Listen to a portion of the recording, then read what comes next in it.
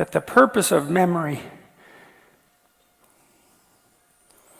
is to provide you with a map of what to do so that you can be secure where you are. And maybe more than that, so that you can be secure and gain advantage, you know. You can get what you need and want from the circumstance. That would be even better. But you know, lots of times you'll just settle for nothing terrible happening. If you can add some additional gain to that, so much the better. You know, maybe you learn that nothing happens to you in the playground that's upsetting, or maybe you learn that it's a great place to make friends. And that's even better. And then part of exploring the playground would be going out to make friends. And hopefully your mother, in some sense, is somewhat hands-off about that so that you can bang yourself up against the world a bit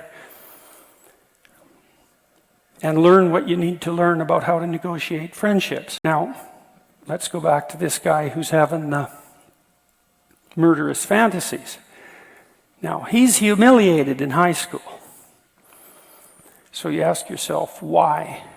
Well, there's a pretty good literature on bullying, and generally, bullies poke at all sorts of people, and they start with little pokes, and if they can get a response that's gratifying to their desire to shame, then they'll keep attacking.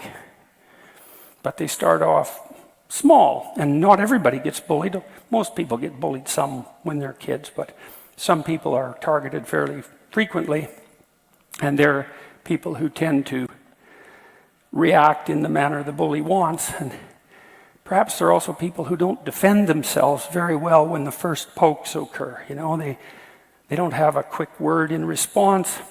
They won't stand up for themselves. They retreat. They get over emotional. Well, because bad things are going to happen to you, and what you need to learn is how to deal with that on your own. That's the best protection your mother can provide in the final analysis, is to allow you to be challenged, to build competence. And that takes a fair bit of forbearance on her part. Right? She has to be willing to let you go out there and make mistakes. I remember when my daughter was learning, I bought her these monkey bars. Climb up a ladder, across a ladder, down a ladder. It was pretty high. It was about 8 feet, I think. And she was about 3.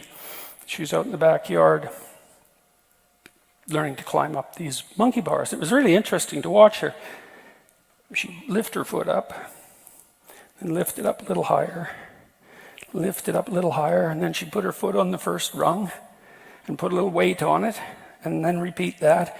Then she'd go up to the first rung, and then she did that with the second rung, like just trial and error, right? A little foray, a little foray, a little foray, mastery, and then a little higher and a little higher.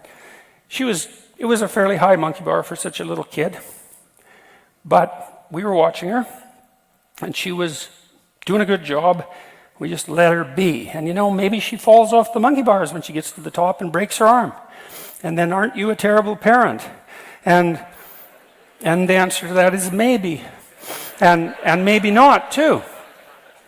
You know, because getting that line between protection and overprotection right, that's tough.